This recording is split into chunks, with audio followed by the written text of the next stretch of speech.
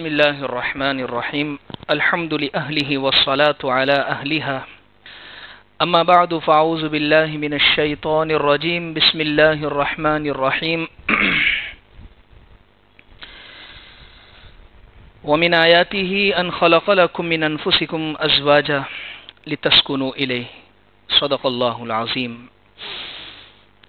عزیز بزرگوں، گزشتہ کئی جمعہ سے آپ حضرات کی خدمت میں چند باتیں یہ ذکر کی جا رہی ہیں. کورونا وائرس اور لاک ڈاؤن کے زمانے نے ہمیں جو بہت ساری چیزیں سکھائی ہیں، سمجھائی ہیں، آئندہ چل کر ہماری زندگیوں میں اس میں کسی قسم کی کمی بیشی نہ ہو، ان چیزوں کو ہم بہت احتیاط سے کرنے والے بنیں، اس کے متعلق چند باتیں ذکر کی تھی. جیسے گزشتہ جمعہ کو آپ حضرات کی خدمت میں جو بات 19واں پوائنٹ جو آپ حضرات کی خدمت میں ذکر کیا گیا تھا وہ یہ تھا کہ اگر گھر میں رہنا یہ ایک عقل مندوں کی عادت ہے، اور اگر اس زمانے میں موبائل نہ ہوتا، انٹرنیٹ نہ ہوتا تو ہمارا کیا ہوتا؟ شاید ہمارے لیے تو وقت گزارنا ہی مشکل ہو جاتا. حالانکہ پچھلے زمانے کی تاریخ کو اٹھا کر آپ دیکھ لیجئے کہ یہ تمام چیزیں اس زمانے میں نہیں تھیں، لیکن جب کبھی ایسا وقت ان کے لیے آن پڑا تو ان کے لیے سب سے بہترین وقت گزارنے کا جو ذریعہ تھا وہ چند چیزیں تھیں. سب سے پہلی چیز، اللہ نے جتنی چیزیں فرض کی ہے پہلے تو وہ پورا کرتے تھے، نماز اور دوسری بہت ساری چیزیں. اس کے بعد اپنے آپ کو اللہ کے دین کے لیے فارغ کرنا، یعنی ذکر میں، تلاوت میں، تسبیحات میں، یہ وقت گزارنے کے ان کے ذریعے تھے. اور پھر اس کے بعد اپنے گھر والوں کو صحیح معنی میں وقت کو دینا، یعنی اپنی مشغولی کو ان کے ساتھ میں رکھنا، اپنے وقت گزارنے کو ان کے ساتھ میں ان کے لیے رکھنا. یہ بہت اہم چیز ہے. اگر ہم اپنے گھر والوں کو، اپنے بچوں کو اگر صحیح معنی میں وقت گزارنے کے لیے، یعنی ان کو صحیح معنی میں اگر ٹائم نہیں دیں گے، نہ ان کی زندگی میں اخلاق آئیں گے، نہ ان کی زندگی کی عادات اور اطوار ٹھیک ہوگی، اور بہت سارے نقصان جو بعد میں چل کر انسان کو بھگتنا پڑتا ہے. اس لیے وقت دیں. اور چند نقصانات جو اس اسکرین نے، اس موبائل نے ہماری زندگیوں میں کیے ہیں، اس پر چند باتیں میں نے ذکر کی تھی کہ اس کی وجہ سے وقت کا ضائع ہونا، اس کی وجہ سے صحت پر اثر ہونا، اس کی وجہ سے لڑکا اور لڑکیوں کا بے راہ روی ان کی زندگیوں میں آ جانا، یعنی زندگیاں بڑی عجیب طرح کی ہو کر رہ گئی ہے. اس نے بہت بڑا نقصان کیا. اور ایک بہت بڑا جو لوگوں کے ذہنوں کے اندر اس تعلق سے اس زمانے کے اندر جو نقصان ہوا ہے وہ یہ ہوا ہے کہ بہت ساری وہ چیزیں جو ناجائز تھی شرعی حساب سے، لوگوں نے اس کو یہ سمجھ لیا کہ یہ تو جائز ہے، بلکہ اس میں دیکھنے کے اندر بھی ثواب ملتا ہے.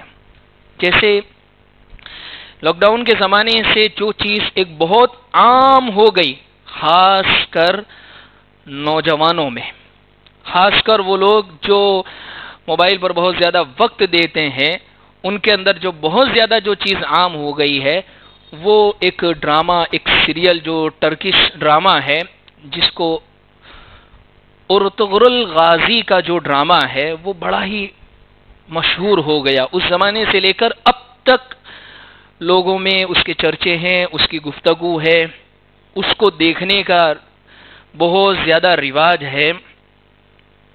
دیکھیے، اس کو دیکھنا اور نہ دیکھنا انشاءاللہ میں اس کے متعلق ذکر کرتا ہوں، لیکن اس سے پہلے جن کے اوپر یہ ڈرامہ بنا ہے یہ کوئی ہوائی شخصیت نہیں ہے. ارطغرل غازی کہ کوئی، جیسے ہندوستان میں بہت ساری فلم کسی کے اوپر بھی کسی طریقے سے بھی کچھ بھی بنا دی جاتی ہے اور وہ ایک ہوائی کہانی ہوتی ہے، تو یہ کوئی ہوائی شخصیت نہیں تھی، بلکہ ان کی شخصیت تاریخ کے حوالے سے بڑی زبردست گزری ہے، اور اصل اس وجہ سے بڑی زبردست گزری ہے کہ مسلمانوں کی ایک سب سے بڑی حکومت جس کی بنیاد رکھی گئی، اور جس بنیاد رکھنے کے اندر سب سے آگے جو شخصیت تھی وہ ارطغرل غازی تھے، سلطنت عثمانیہ جس کو کہتے ہیں خلافت عثمانیہ، جس کو انگریزی میں کہتے ہیں آٹومن ایمپائر جس کو کہتے ہیں، تقریباً 800 سالہ اور باقاعدہ ضابطے کے ساتھ 650 برس تک اسلامی حکومت یہ دنیا کے اندر رہی ہے۔ کتنی بڑی حکومت تھی عثمانی حکومت، 650 سال تو لگ بھگ رہی ہے، اور 38 کے قریب بادشاہ اس سلطنت میں گزرے ہیں۔ جب یہ سلطنت ٹوٹی ہے اور اس کو جب توڑا گیا ہے تو اس کے بعد 40 نئے ملک بن گئے، دیش بن گئے۔ اتنا ہی نہیں، 3 بر اعظم پر عثمانی حکومت تھی، ایشیا، یورپ اور افریقہ، ان 3 جگہوں کے اوپر عثمانی حکومت تھی، اور اتنی زبردست قربانیاں رہی ہے عثمانیوں کی، عثمانی خلفاء کی۔ اللہ کے نبی صلی اللہ علیہ وسلم نے ایک حدیث میں فرمایا کہ صحابہ کرام کو مدینہ المنورہ کے اندر، اور اس موقع پر جب صحابہ ہجرت کر کے مکہ سے مدینہ آئے ہیں، اس موقع پر حضور صحابہ سے یہ کہہ رہے ہیں کہ تم ضرور بالضرور قسطنطنیہ، اس زمانے میں آج استنبول جس کو کہتے ہیں، تم ضرور بھی ضرور اس کو فتح کرو گے، اور اس کے اندر جو شریک ہوگا، اس فتح کے اندر جو شریک ہوگا، اللہ نے اس سے مغفرت کا وعدہ کیا ہے۔ وہ قسطنطنیہ جو فتح ہوا، وہ استنبول جو فتح ہوا، وہ عثمانی حکومت کے اندر، عثمانی بادشاہوں میں آگے چل کر ایک شخصیت گزری جن کو محمد خان یا محمد فاتح یا محمد بن قاسم رحمت اللہ علیہ جن کو کہتے ہیں، انہوں نے قسطنطنیہ کو فتح کیا ہے۔ تو یہ، اور اب ہم کہتے ہیں نا کہ نیا حرم یا اسی طریقے سے پرانا حرم، حرم پاک کے اندر جو پرانا حرم کہتے ہیں، اور جو ہم کہتے ہیں ترکیوں کا حرم، تو اصل ترکوں کی حکومت ایشیا کے اندر حرم پاک مکہ اور مدینہ بھی داخل ہے، تو اس ترکی کے اندر وہ حرم وہ ان کی حکومت کے اندر آتا تھا، ترکیوں کی حکومت نے، تو اس موقع پر وہ حرم پاک کو بنایا۔ مسجد نبوی کی تعمیر انہوں نے کی ہے، اور اتنی محبت کے ساتھ مسجد نبوی کی تعمیر کی ہے کہ تمام کام کرنے والوں کو حکم دے دیا کہ اس میں حافظ قرآن اور عالم دین ہونے چاہیے، مسجد نبوی میں تعمیر کرنے والے اس زمانے میں۔ اور اتنا ہی نہیں، یہ لوگ مسجد نبوی کے آس پاس کوئی کھٹ پٹ یا کسی طریقے کی کوئی چیز نہیں کریں گے، بلکہ محبت کا یہ عالم تھا کہ مدینہ شہر سے باہر سب کو کہہ دیا کہ سارا کام، سارا مٹیریل باہر تیار ہوگا، اور وہ تمام مٹیریل تیار کر کے صرف یہاں پر لا کر فٹ کر دیا جائے گا، اس لیے کہ اتنی بھی آواز اور اتنا بھی شور مسجد نبوی کے اندر اور مدینہ کے اندر نہیں ہونا چاہیے۔ یہ محبت کی تاریخ رہی ہے عثمانی خلفاء کی، عثمانیوں کی، جن کو خلافت عثمانیہ، آٹومن ایمپائر جن کو کہتے ہیں۔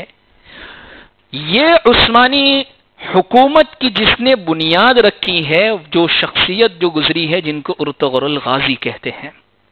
اصل میں ایک تاریخ رہی ہے اس کے پیچھے۔ جب بنو عباس کی حکومت ختم ہوئی دنیا سے، اسلامی حکومت جو بنو عباس کی تھی، جب وہ دنیا سے ختم ہوئی اور بالکل یہ اسلامی حکومت جب آخری زوال پر ہو گئی، تو اس دور میں مستقل کوئی اسلامی حکومت نہیں تھی۔ ترک کے اندر صرف ایک حکومت جو اسلامی طور پر مستقل سمجھی جاتی تھی، باقی سب چھوٹے چھوٹے قبیلوں کے اندر بٹ گئے تھے، سارے کے سارے۔ اور اس موقع پر صرف ایک سلجوقی حکومت تھی جو مستقل سمجھی جاتی تھی کہ یہ ایک اسلامی حکومت ہے، لیکن وہ بھی زوال کا اور وہ بھی گرنے کا شکار ہو گئی تھی۔ دیکھیے، اللہ تبارک و تعالیٰ کو جب نوازنا ہوتا ہے، اللہ کو جب کام لینا ہوتا ہے، تو اللہ پھر کس طریقے سے کام لیتے ہیں۔ یہاں پر سلجوقی جو حکومت تھی، جو ترک کے اندر ایک جگہ میں، ترکستان کے اندر ایک جگہ میں آباد تھی، ان کو پریشانی تھی منگولوں سے، ان کو پریشانی تھی صلیبیوں سے، اور ان کو پریشانی تھی تاتاریوں سے، جو اس موقع پر بڑا زبردست فتنہ تھا کہ یہ بار بار ان کو پریشان کیا کرتے تھے۔ اللہ کی شان دیکھے کہ ترک کے جو چھوٹے چھوٹے قبیلے تھے، اس قبیلے کے اندر ارطغرل جس قبیلے سے تعلق رکھتا تھا، اس قبیلے کے چند افراد مل کر، جیسے اس زمانے کی جو زندگی تھی وہ خانہ بدوش والی زندگی ہو، جہاں غلہ پانی چارہ نظر آیا وہاں پر اپنا ٹینٹ گاڑ دیا، وہاں پر اپنے خیمے نصب کر دیے اور چند دنوں تک وہاں پر گزارا کر لیا کرتے تھے. پھر وہاں غلہ پانی چارہ ختم ہوا تو پھر کسی اور جگہ پر ہجرت کر لیتے تھے. اسی زمانے کے اندر ان لوگوں نے ہجرت کرنا شروع کی، اور ہجرت کرتے کرتے ایک جگہ بازنطین ہے، اس جگہ پر ان کو جانا تھا، اور وہاں پر صلیبیوں کی حکومت تھی. جب راستے میں جا رہے تھے تو دو گروہوں کو دیکھا جو آپس میں لڑ رہے، بہت زبردست لڑ رہے. ایک گروہ جو مستقل طور پر ہارتا جا رہا ہے اور ایک گروہ جیتتا جا رہا ہے. اور یہ لوگ جو تھے، ارطغرل کا جو قبیلہ تھا جس کے 400 افراد کے قریب تھے، یہ لوگ لڑائی کے اندر اور اسی طریقے سے اسلامی حمیت کے اندر اور اسی طریقے سے لڑنے کے اندر اتنے زبردست ماہر تھے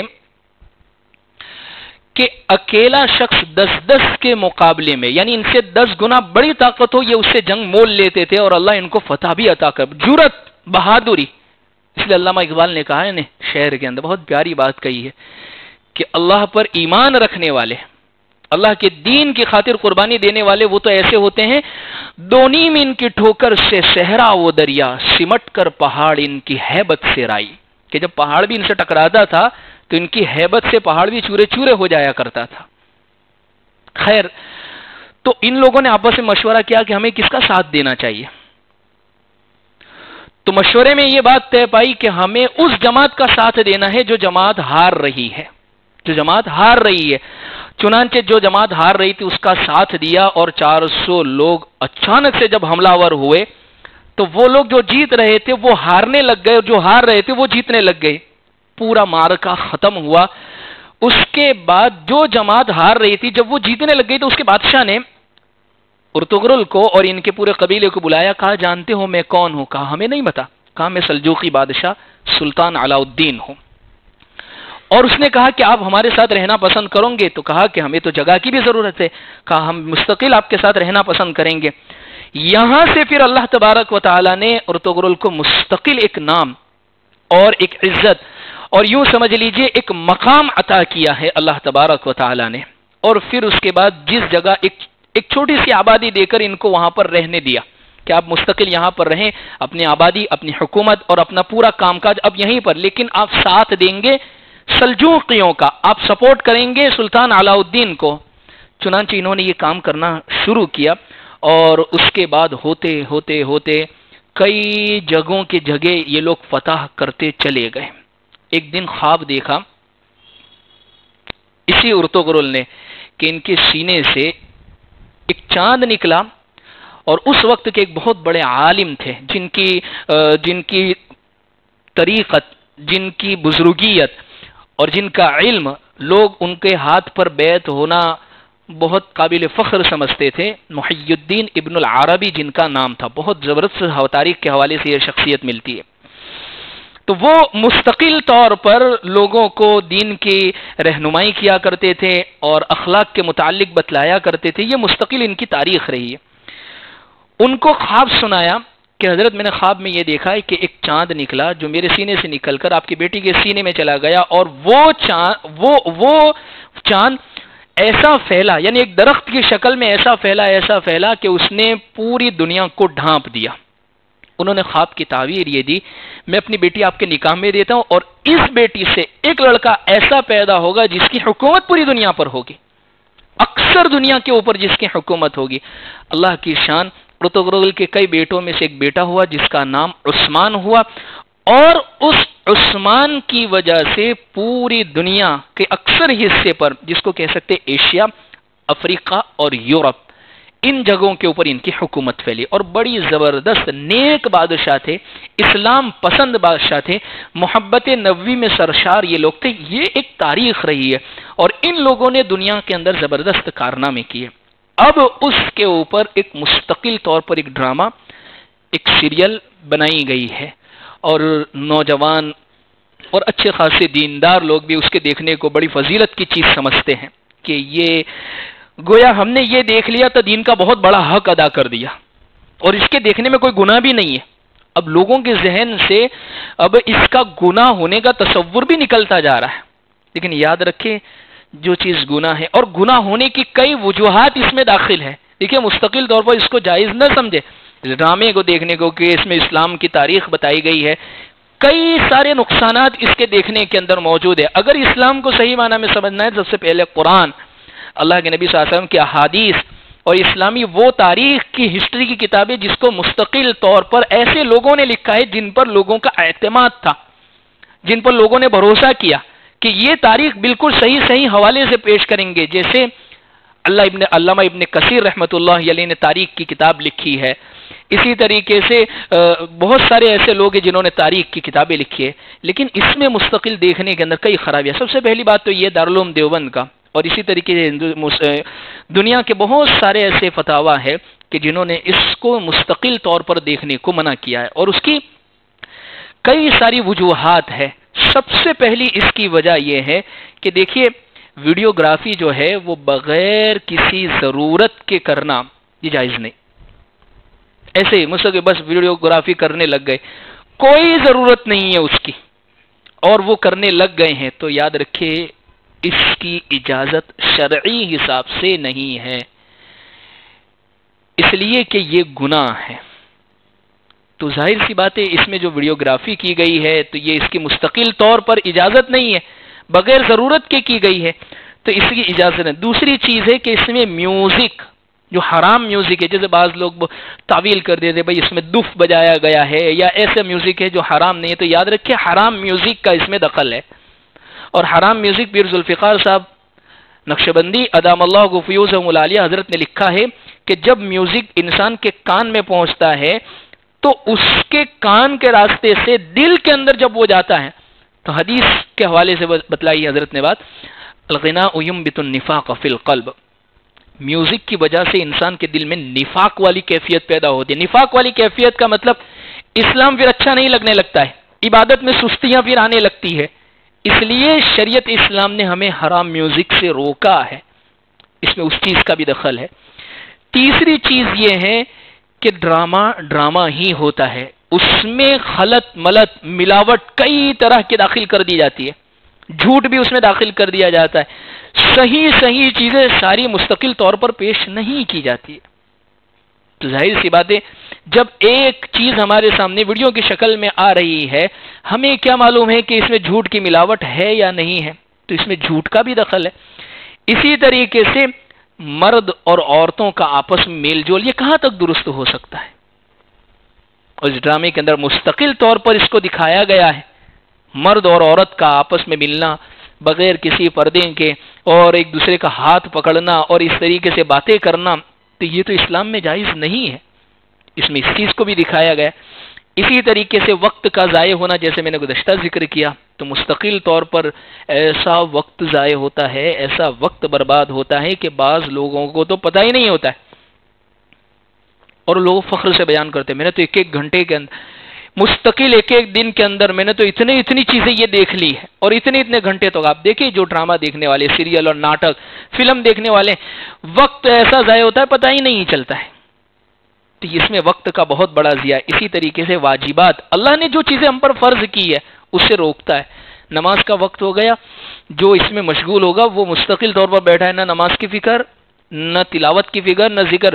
اچھا اس کو دیکھنے کو اتنی فضیلت کی چیز سمجھ لیا ہے کہ گویا قرآن نہیں پڑھوں گا اور یہ پڑھ لوں گا، یہ دیکھ لوں گا تو میں نے اسلام کا حق ادا کر دیا ہے گویا.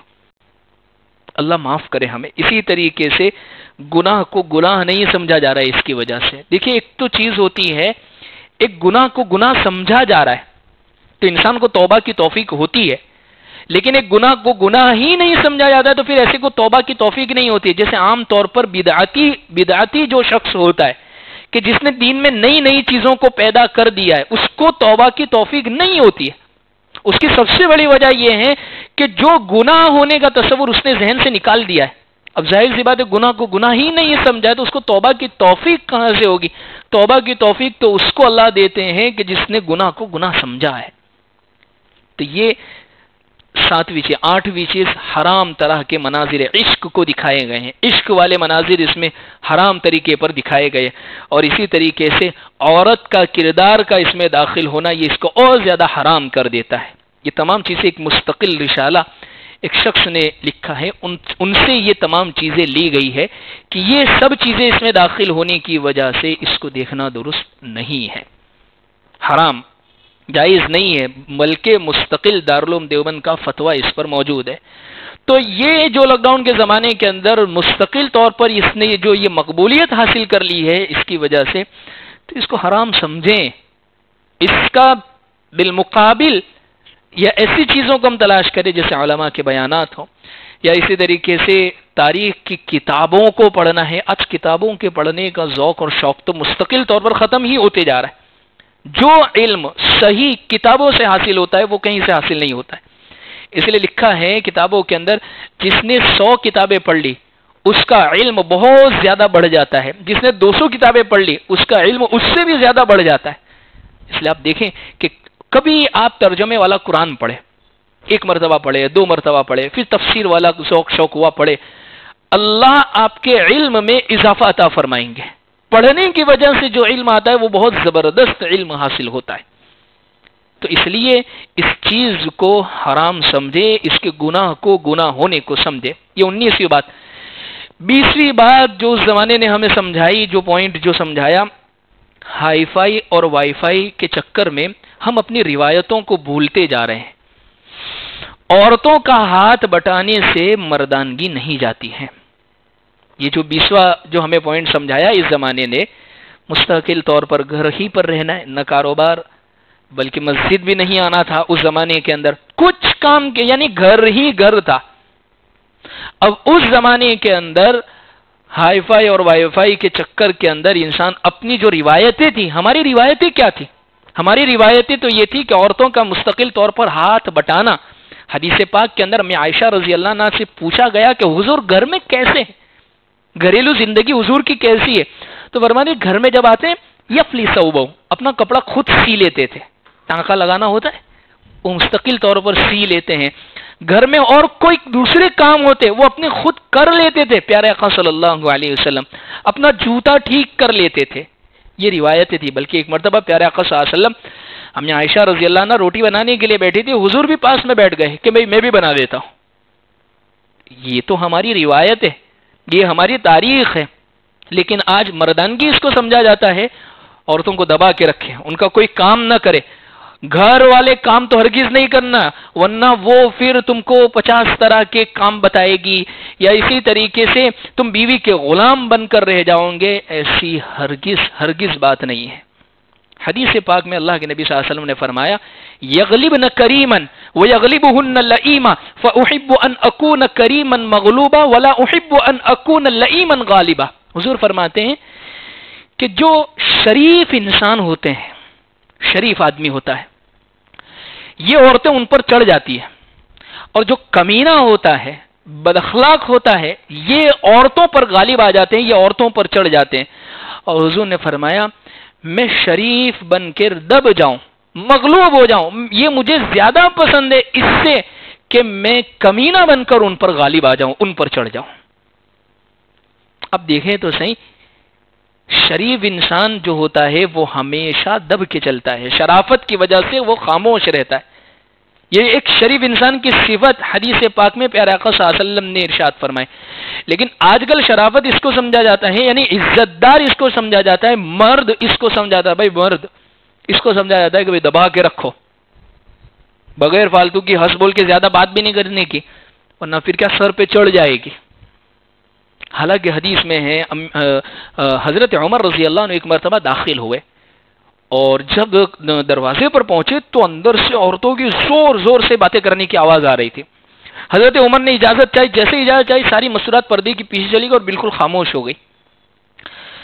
تو حضرت عمر رضی اللہ عنہ نے پوچھا کہ یہ ساری خاموش ہو گئی؟ اللہ کے نبی صلی اللہ علیہ وسلم مسکرا رہے تھے، جیسے حضرت عمر اندر آئے تو حضور مسکرائے رہے تھے، تو حضور نے سے پوچھا کہ حضور آپ مسکرائے؟ کہا عمر جب تم داخل ہو تو ساری کی ساری خاموش ہو گئی اور پردے کے پیچھے چلی گئی۔ تو حضرت عمر نے ان سے مخاطب ہو کر کہا کہ تم مجھ سے ڈرتی ہو اور میرے سامنے خاموش رہتی ہو، تمہارے سامنے تو اللہ کے نبی صلی اللہ علیہ وسلم ہے۔ تو ساری مستورات جواب دیتی ہے کہ عمر، ہمارا پالا، ہمارا واسطہ جس ذات سے ہے وہ ہمیں بہت اچھی طرح سمجھتے ہیں، وہ ہمیں بہت برداشت کرتے ہیں، وہ ہمارے ساتھ بہت محبت کے ساتھ رہتے ہیں، ہماری ساری باتیں سنتے ہیں، ایسا نہیں کہ ہم پر دبا کر ہم پر حکومت کر کے چلتے ہیں۔ یہ اللہ کے نبی صلی اللہ علیہ وسلم والے اخلاق ہے۔ تو اس زمانے نے ہمیں سکھا دیا کہ جو شریف انسان تھا اس نے اپنے گھر کو مینیج کر لیا، اور جس کو مینیج کرنا نہیں آیا، جس نے اپنی مردانگی کے چکر کے اندر پتہ نہیں کیا کچھ کیا، نہ گھر کے کام میں سپورٹ کیا، نہ گھر کے کام میں ہاتھ بٹایا، نہ کوئی کام، تو وہاں جھگڑے بہت زیادہ ہوئے۔ اخبار کی رپورٹ یہ کہتی ہے کہ گھریلو ہنسا کے جو معاملے ہیں، جو ڈومیسٹک وائلنس کے جو کیس ہے، وہ تقریباً 20 سے 40% تک بڑھ گئے لاک ڈاؤن کے زمانے کے اندر۔ میاں بیوی کے جو جھگڑے کے جو کیسز ہے، آپ دیکھیں کسی طرح کوئی گھر کے کام نہیں کرنے ہیں، یا گھر میں عورت نے پریشان کر دیا، یا کوئی اور معاملہ ہوا، یا برداشت کی کیپیسٹی ختم ہو گئی ہے، تو کوئی لڑ رہا ہے، کوئی پولیس اسٹیشن میں جا رہا ہے، کوئی گیلری اور بالکنی سے لٹک جا رہا ہے، تو پتہ نہیں کیا کچھ ہوا ہے برداشت نہ کرنے کی وجہ سے۔ اس لیے دیکھیے، گھر کو حکومت کے ذریعے سے نہیں چلایا جا سکتا ہے، گھر کو برداشت کے ذریعے سے، ایک دوسرے کو سمجھنے کے ذریعے سے، اور ایک دوسرے کے ساتھ محبت بانٹنے کے ذریعے سے سمجھایا جاتا ہے۔ محبت کا بانٹنا، برداشت کا کر لینا، عورت کی بات کو مان لینا، یہ ہرگز مردانگی کے خلاف نہیں ہے۔ اب اس چیز کو بالکل ذہن کے اندر رکھیں۔ اس کے لیے ضرورت، اصل میں ہم نے صرف لوگوں کی باتیں سنی ہے۔ ہمارے ماں باپ نے ہمیں جو سکھا دیا، لڑکی کے ماں باپ نے جو سکھا دیا، یا انہوں نے اپنے بڑوں سے جو باتیں، جو کمنٹس، جو چیزیں سنی، بس اسی کو سمجھ لیا کہ انہوں نے جو کہی وہ آخری بات ہے، کہ بھئی ڈرنے کا نہیں، دبنے کا نہیں، ہم بیٹھے ہیں۔ تو یہ سب چیزیں، ان کے جو جملے ہیں وہ غلط ہے۔ ان کو اگر سمجھانا تھا، بیٹا تو حضور کی سیرت پڑھ، اللہ کے نبی صلی اللہ علیہ وسلم گھر میں کیسے رہتے تھے وہ دیکھ، ہمارے لیے تو آخری کتاب وہ ہے، ہمارے لیے تو آخری آئیڈیل وہ ہے، ہمارے لیے تو زندگی گزارنے کا طریقہ ان کے ذریعے سے، تو وہ ہے ہی نہیں ہے ہمارے سامنے۔ اس کی وجہ روزانہ کے دن کے کئی کیسز اور کتنے معاملات گھریلو جھگڑوں کے، میاں بیوی کے جھگڑوں کے، اس لیے کہ برداشت ختم ہو گیا۔ ایک واقعہ حدیث کی کتاب کے اندر لکھا ہے، اللہ کے نبی صلی اللہ علیہ وسلم دیکھیے گھر میں کیسے رہتے تھے، کیسی بات سنتے تھے پوری۔ جیسے ہم کہتے ہیں بعض مرتبہ میرے کو نہیں بولنے کا، میرے کو نہیں سنانے کا، میں کنٹال کے آتا ہوں کارخانے سے اور پورے دن پریشان ہو جاتا ہوں، رات کا آ کے تیرا کلکلاٹ شروع ہو جاتا ہے سب سنانا۔ بھائی آپ کو نہیں سنائے تو کس کو سنائیں گے؟ آپ بھی نہیں سنیں گے تو پھر وہ کس کو سنائیں گے؟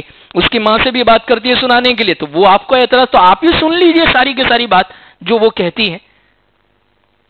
واقعہ کتاب میں، حدیث کی کتاب میں یہ ملتا ہے کہ اللہ کے نبی صلی اللہ علیہ وسلم سے ایک مرتبہ امی عائشہ نے 11 عورتوں کا قصہ سنایا، اور صرف کہانی کہ حضور دیکھیے ایک عورت تھی، پہلی عورت ایسی تھی، دوسری عورت ایسی تھی، تیسری عورت ایسی تھی، چوتھی عورت، سب عورتوں کا قصہ سنایا۔ 11ویں عورت کا قصہ سنایا، وہ ایسی تھی، اس کا شوہر ایسا تھا، اور حضور سب بیٹھ کر سنتے رہے، پورا بیٹھ کر سنتے رہے، ذرا بھی بیچ میں ٹوکا بھی نہیں، کہا کہ یہ کیا فالتو کی بات شروع کر دی، تمہیں سمجھ میں میری عبادت کا وقت ہے۔ یہ گھر کیسے بنتا ہے اس کو سمجھایا ہے اللہ کے نبی صلی اللہ علیہ وسلم۔ 11 عورتوں کا قصہ ختم ہو گیا۔ امی عائشہ نے آخری عورت کی بات کہی کہ حضور اس کا شوہر اس سے بڑی محبت کرتا تھا، لیکن اس نے اس کو طلاق دے دی۔ امی عائشہ سے اللہ کے نبی صلی اللہ علیہ وسلم نے فرمایا، عائشہ میں تیرے لیے ویسا ہی ہوں جیسا وہ 11واں اپنے شوہر کے، اپنی بیوی کے لیے تھا، لیکن اس نے اپنی بیوی کو چھوڑ دیا تھا، طلاق دے دی تھی۔ عائشہ میں تجھے نہیں چھوڑوں گا۔ یہ زندگی دی ہے ہمیں، یہ بتلایا ہے پیارے آقا صلی اللہ علیہ وسلم نے۔ اس لیے 22ویں بات جو میں نے ذکر کی کہ ہائی فائی اور وائی فائی کے چکر میں ہم اپنی روایتوں کو نہ بھولیں، ہمیں دیکھنی ہے زندگی تو حضور کی زندگی دیکھیں۔ اللہ سے دعا ہے اللہ ہمیں صحیح معنی میں عمل کی توفیق عطا فرمائے۔ وآخر دعوانا الحمدللہ رب العالمین۔ ہمارے اس چینل کو الانوار میڈیا کو سبسکرائب کرے، ویڈیو اگر پسند آئے لائک کرے، کمنٹس کرے، اور اپنے دوست احباب میں ایک ثواب کی نیت سے ضرور شیئر کریں، اور ہمیں دعاؤں میں ضرور یاد رکھیں۔